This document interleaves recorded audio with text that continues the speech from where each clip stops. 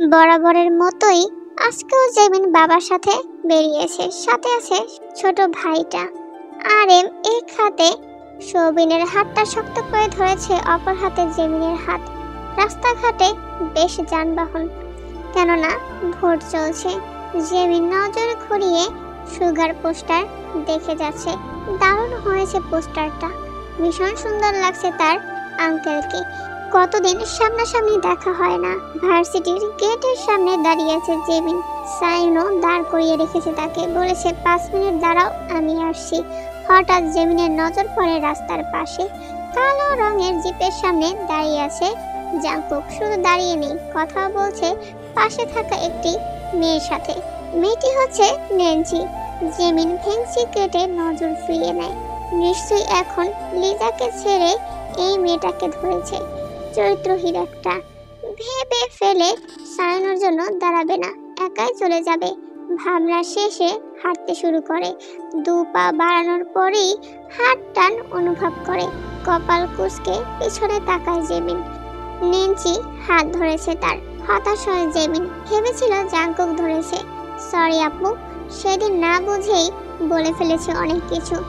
জেমিন হাত ছাড়িয়ে নেয়। পা থেকে মাথা পর্যন্ত পর্যবেক্ষণ করে নেন্সিকে। ছি, তোমার পায়ের লোমগুলো কি বাজে দেখতে। ছোট ড্রেস পরলে অ্যাটলিস্ট লোমগুলো রিমুভ করে পড়তে হয়। নেন্সি লজ্জা পায়। জাংকুকের চোখ দুটো বড় বড় হয়ে যায়। আশেপাশের কিছু মানুষ হাসতে থাকে। পর মুহূর্তে জেমিন বলে, সরি ইয়ার, না বুঝেই বলে ফেলেছি।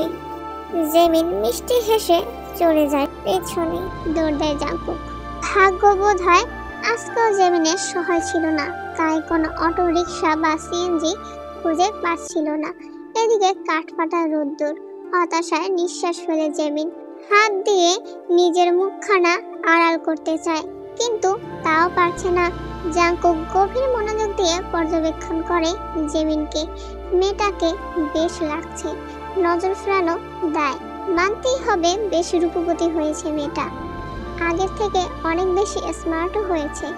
বাতাসের চুলগুলো বেশ দুলছে। জেমিন সেগুলো ঠিক করতে ব্যস্ত। জাংকুক বড় বড় পা ফেলে এগিয়ে আসে জেমিনের নিকট। সামনে গিয়ে দাঁড়ায়। জেমিনের নজর পড়ে। ছোট ছোট চোখ করে তাকায়। আমার ওয়ালেট। হাত পেতে চায় জাংকুক।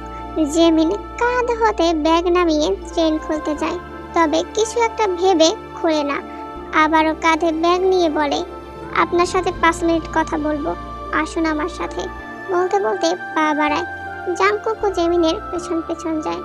10 মিনিটের মতো হাঁটার পরে রিক্সার দেখা মেলে। পরপর 2টো রিক্সা ওদের দিকেই আসছে। জেমিন হাত উঁচু করে রিক্সাওয়ালাদের থামায় এবং একটা রিক্সায় নিজে বসে পড়ে এবং অপর রিক্সায় জাংকুককে উঠতে বলে। রিক্সাওয়ালাকে বলে, আমার রিক্সা ফলো করুন। জাংকুক কথা না বাড়িয়ে উঠে পড়ে। দীর্ঘ 40 মিনিট পরে রিক্সা গিয়ে থামে একটি নদীর সামনে। জেমিন নিজ ভাড়া পরিশোধ করে জাংকুকেরটা পরিশোধ করে দেয়, কিন্তু জাংকুক তখনও চুপ। জেমিন গিয়ে দাঁড়ায় পার ঘেঁষে। জাংকুকও এগিয়ে যায় জেমিনের পাশাপাশি। আমার পিছু কেন নিচ্ছেন?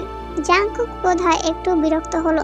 এক্সকিউজ মি, তোমার পিছু আমি নেইনি, বরং তুমি এনেছো এখান অবধি। সবিনকে দিয়ে ওয়ালেট পাঠানোর মানে কি? এটা পিছু নেওয়া নয়। জেমিনের কণ্ঠে তেজ স্পষ্ট। ধীর গলায় জবাব দেয় জাংকুক, কথা বলতে চাচ্ছিলাম তোমার সাথে। কেন কথা বলতে চাইবেন? আমাদের কথা অনেক আগেই শেষ হয়ে গেছে। দীর্ঘশ্বাস ফেলে জাংকুক তাকায় জেমিনের মুখপানে। প্রেম আলাপ করতে চাচ্ছিলাম না।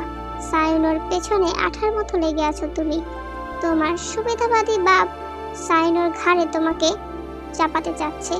রাগ হয় জেমিনের। এটা বলতে এসেছেন উনি? তো সায়নোকে বিয়ে করব আমি। সে করবে আমি জানি। বেটার পেলেই গলা জড়িয়ে ধরা স্বভাব তোমার, এবং তোমার বাপের সেটা জানা আছে।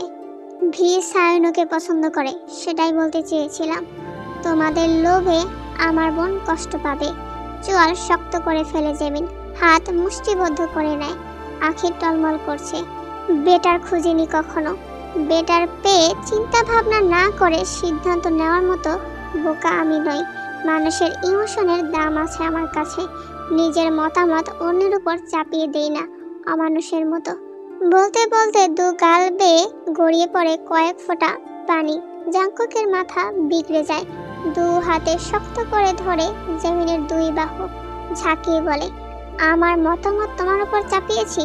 তোমার মত ছিল না আমি অমানুষ? একটা ছেলে সারাক্ষণ তোমার পেছনে ঘুরঘুর করছে, রাতে তোমার রুমে যাচ্ছে, চুমু দিচ্ছে, অথচ তুমি চুপচাপ মেনে নিলে। কঠোর গলায় কখনো কিছু বলার প্রয়োজন মনে করলে না। সম্মতি না থাকলে অবশ্যই কঠোর হতে। জেমিনের বাহু ছেড়ে দেয় জাংকুক। একই সুরে আবার বলে ওঠে, ছেলেদের ছোঁয়া ভালো লাগে খুব। শারীরিক সম্পর্ক করতে ইচ্ছে করে, কিন্তু বিয়ে করতে ইচ্ছে করে না। বিয়ে করলে তো একটা ছেলের সাথে থাকতে হবে, এখানেই প্রবলেম তোমার। তাই অমানুষের পদবি পেলাম।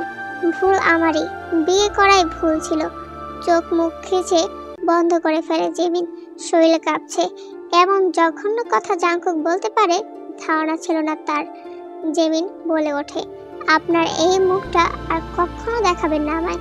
তরতর করে বেড়ে যায় জাংকুকের রাগ। খপ করে ধরে জেমিনের ডান হাত। কসম, আজকের পর থেকে তোর সামনে আমি আসবো না। বিয়ের জীবনও তোকে নষ্ট করতে দিব না। জাস্ট চুপচাপ আমার সাথে চল। বলতে বলতে টেনে নিয়ে যেতে থাকে জেমিনকে। জেমিন প্রতিবাদ করতে পারে না। কান্না আটকানোর চেষ্টা চালিয়ে পা বাড়াতে থাকে জাংকুকের সাথে। তাইমিনকে জাংকুক গাড়ি নিয়ে আসতে বলেছিল। মেইন রোডে উঠতেই তাইমিনের গাড়ির দেখা মেলে। ওদের আসতে দেখে গাড়ির দরজা খুলে দেয় তাইমিন। জাংকুক জেমিনকে ছুঁড়ে মারে গাড়িতে, পরপর নিজেও বসে পড়ে। তাইমিন শুকনো ঢোক গিলে ড্রাইভিং সিটে বসে গাড়ি চালানো শুরু করে। 10 মিনিটের মধ্যে ওর বাড়ির সামনে গাড়ি থামে। জাংকুক দরজা খুলে নেমে পড়ে। জেমিন মৃদু স্বরে বলে ওঠে, আমাকে এখানে আনার মানেটা কি? প্রমিস করছি, প্রশ্ন ছাড়া আজকে রাতটা আমাকে দিবি। কালকে থেকে তোর মুক্তি। আমি কোনো খারাপ মেয়ে নই যে। জেমিনের মুখের কথা কেড়ে নিয়ে জাংকুক বলে ওঠে, আই নো দ্যাট। তুই ভালো মেয়েও না। বিয়ে করেছি তোকে, এখনো ডিভোর্স হয়নি। হক আছে আমার। চুপচাপ আমার কথা মেনে না নিলে ডাইরেক্ট চলে যাব তোর বাড়িতে। হাঙ্গামা বাঁধিয়ে দেব তোর বাবার সাথে। বিরক্তির নিঃশ্বাস ফেলে জেমিন নেমে পড়ে গাড়ি থেকে। জাংকুকের আগে ঢুকে পড়ে বাড়িতে। তাইমিন দরজা খুলে দিয়ে চলে যায়। জেমিন ঢুকে পড়ে বাড়ির মধ্যে। প্রথমেই নাকে লাগে ঘ্রাণ। অনেকগুলো ফুলের মিশ্রিত ঘ্রাণ। ঘ্রাণে মই করছে রুমটা যেন। উৎস খুঁজতে জেমিন পা বাড়ায় বেডরুমের দিকে। যা ভেবেছিল তাই বাসও সাজানো হয়েছে। মনের মধ্যে ভয়ের দানা বাঁধে জেমিনের। লোকটা উল্টা পাল্টা কিছু করবে নাকি? তখনই নিজের ঘাড়ে জাংকুকের নিঃশ্বাসের অস্তিত্ব টের পায়। পরপর পেটে হাতের ছোঁয়া। চমকায় জেমিন, সিটকে দূরে যেতে নেয়।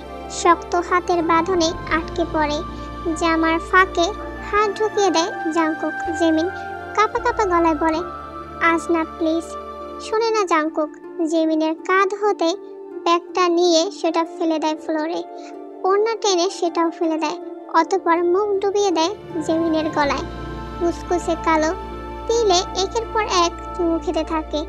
জেমিন নিজের সবটুকু শক্তি দিয়ে জাংকুককে ছাড়ানোর চেষ্টা করতেই বক্ষ দেশে চাপ অনুভব করে। যত ছটফট করছে, চাপের প্রবণতা ততই বাড়ছে জেমিনের বক্ষে। ব্যথা পাচ্ছে জেমিন। থেমে যায়। চোখ দুটো খিচে বন্ধ করে ফেলে। অস্ফোরণ শব্দে আর্তনাদ করে ওঠে। জাংকুক ছোট ছোট কামড় বসিয়ে দিচ্ছে জেমিনের ঘাড়ে। জাংকুক বোধ হয় একটু বেশি বেপরোয়া হয়ে উঠল। মুহূর্তে জেমিনকে কোলে তুলে নিয়ে বড়সড় পা ফেলে বিছানার কাছে নিয়ে শুয়ে দেয়। ফুলে সজ্জিত বিছানায় শুয়ে নিজেও আতশোয়া হয়ে পড়ে। জেমিন অসহায় গলায় আবারও বলে ওঠে, প্লিজ ছেড়ে দিন। আপনি যা বলবেন তাই শুনবো, আজকে না প্লিজ। জাংকুক একটু থেমে তারপর বাঁকা হাসে। মুখ তুলে বলে, আপাতত আমার সঙ্গ দিতে বলছি। বর্ষণ মুখর সন্ধ্যা। বৃষ্টির ছমছম আওয়াজ দারুণ রোমাঞ্চকর পরিবেশ সৃষ্টি করেছে। বেলকনির দরজা খোলা থাকার সুবিধার্থে ঝিরিঝিরি বাতাস বইছে গোটা কক্ষ জুড়ে। সেই বাতাস কাঁপিয়ে তুলছে জেমিনের সত্তা। ফুলের সুবাস, জাঙ্কুকের বেসামাল ছোঁয়া এবং প্রকৃতির হৃদয় কাঁপানো হাওয়াটা তিনটাই বোধহয় বিষাক্ত লাগছে জেমিনের জন্য। ভয়ের দানা বেঁধেছে মনে। বেপরোয়া জাঙ্কুকের ছোঁয়া গভীর থেকে গভীর হয়ে উঠেছে। জাঙ্কুক জেমিনের পেট থেকে কাপড়টা সরায় এবং সেখানে হাত দিয়ে স্পর্শ করতে থাকে। জাঙ্কুক নিজের ঠোঁটের স্পর্শ জেমিনের ঠোঁটে দেয়। মনে হচ্ছে দীর্ঘদিনের তৃষ্ণা মেটাচ্ছে সে। কিছুক্ষণের মধ্যেই জেমিনও শান্ত হয়ে যায়। জাঙ্কুকের বেসামাল ছোঁয়া তাকেও যেন মাতাল করে দিচ্ছিল। জাঙ্কুকের স্পর্শ গভীর থেকে গভীর হচ্ছে। জেমিনেরও খারাপ লাগছে না। মন বলছে যা হচ্ছে হতে দে। শরীর বলছে এখনই থামা, না হলে তোর বিপদ। জেমিনের আঁখিতে অশ্রু জমেছে। জাঙ্কুক জেমিনের কাপড়ের উপর থেকেই জেমিনের বক্ষে চুমু খাচ্ছে। জেমিন চোখ বন্ধ করে জাঙ্কুকের চুলগুলো টেনে বুক থেকে উঠায়। ছোট ছোট কণ্ঠে বলে, আপনি যা বলবেন তাই শুনবো। প্লিজ ছেড়ে দিন, আমার পিরিয়ড হয়েছে। মুহূর্তেই সরে যায় জাঙ্কুক। জেমিনের পাশে শুয়ে পড়ে। দৃষ্টি রাখে সাদা রঙের দেয়ালের পানে। হাতের তর্জনী আঙুল দ্বারা ঠোঁট মুছে। জেমিন জোরে জোরে শ্বাস টানতে টানতে জামা ঠিক করে নেয়। এতক্ষণ বোধহয় ঘূর্ণিঝড় বয়ে গেল। যা বলবো শুনবি? অনবরত মাথা নেড়ে সম্মতি জানায় জেমিন। বাঁকা হাসে জাঙ্কুক। দ্বিতীয় বিয়ে করব, অনুমতি দিবি কাগজে কলমে? উঠে বসে জেমিন। দাঁতে দাঁত চেপে তাকায় জাঙ্কুকের মুখপানে। তেজি স্বরে বলে ওঠে, 5টা করলেও আমার সমস্যা নেই। হাতের উপর ভর দিয়ে আতশোয়া হয় জাঙ্কুক। ফকফকে সাদা লাইটের আলোতে জেমিনকে যেন পরীর মতো লাগছিল। পুষ্টজোড়া টকটকে লাল হয়ে উঠেছে, যেন টোকা দিলেই রক্ত বের হয়ে যাবে। হাসি পায় জাঙ্কুকের, তবে হাসি চেপে বলে ওঠে, আই নো দ্যাট। মন বড় তোর, তবে 4টা করব। তোর কথা ফেলতে পারি বল?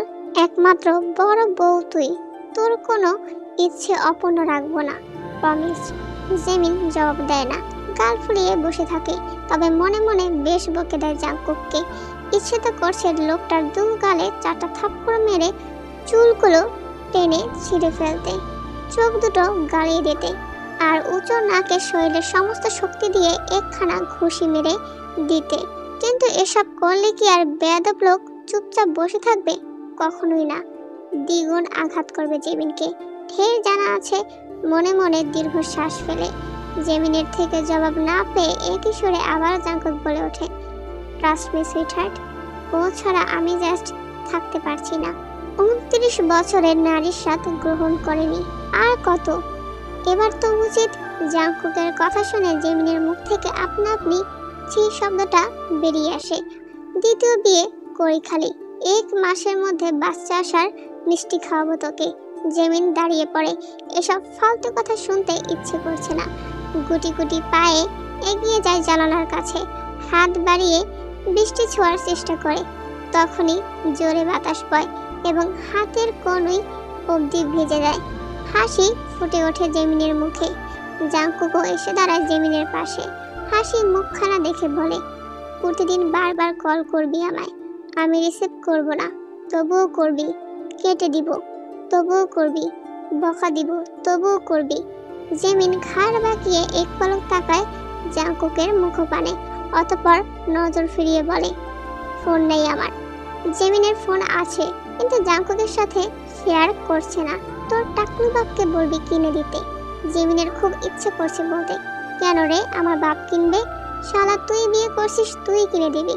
কিন্তু এই কথা বললে এই বজ্জাত লোকটা কি করে বসবে আল্লাহ জানে। আপনি না বললেন 1 রাত আপনার সাথে থাকলে আর মুখ দেখাবেন না? থাকলে কই? কাঁদতে কাঁদতে বৃষ্টি নামিয়ে ফেললি তো। জেমিন কিছু বলবে, তখনই জাঙ্কুকের ফোন বেজে ওঠে। আমার দ্বিতীয় বউয়ের শ্বশুর কল করছে, একটু কথা বলে আসি, ঠিক আছে? জেমিন ভেংচি কাটে। জাঙ্কুক কল রিসিভ করতেই ওপাশ থেকে ভেসে আসে সুগার গম্ভীর স্বরের কণ্ঠস্বর, তুমি কোথায়? পাপা বিয়ে করব, বউ ছাড়া থাকতে পারছি না। জেমিন চোখ পাকিয়ে তাকায় জাঙ্কুকের মুখপানে। সুগা কেসে ওঠে, বাড়ি ফিরে আসো, সকালে ফিরবো, তুমি মেয়ে দেখো। একটা না করছো? প্রথম বউ অনুমতি দিয়েছে তো, কাল টাকলু শ্বশুরের থেকে অনুমতি আনবো। তুমি জলদি মেয়ে খুঁজো। এখনো তোমাকে সামলাই আমরা। ঠিকমতো নিজের দায়িত্বই তুমি এখনো বুঝতে পারছো না। তুমি বিয়ে করে করবেটা কি? আদর, ভালোবাসা আর চুপ। তখনই কল কেটে দেয় সুগা। জাংকুক হেসে ফেলে। বাবার পেছনে লাগতে দারুণ লাগে। জেমিন কিছু বলতে গিয়েও বলে না, ধূপধাপ পা ফেলে বেরিয়ে যায় রুম থেকে। পাশের রুমে গিয়ে দরজা বন্ধ করে দেয়। একটা মানুষ কতটা বেয়াদব হলে বাবাকে এসব কথা বলতে পারে। বরাবরই জেমিনের বেশ পছন্দ বৃষ্টি। আজকে বিরক্ত লাগছে তার। সেই সন্ধ্যায় বৃষ্টি শুরু হয়েছে। এখন বাজে সকাল 9টা। কমার নামই নিচ্ছে না। একাধারে অনবরত গড়িয়ে পড়ছে। বাসায় ফিরতে হবে জেমিনের। গতকাল এই রুমে এসে দরজা বন্ধ করে দিয়েছে, আর খোলেনি। অবশ্য জাংকুক ডাকাডাকি করেনি। এই রুমটা বোধহয় তাইমিনের হবে।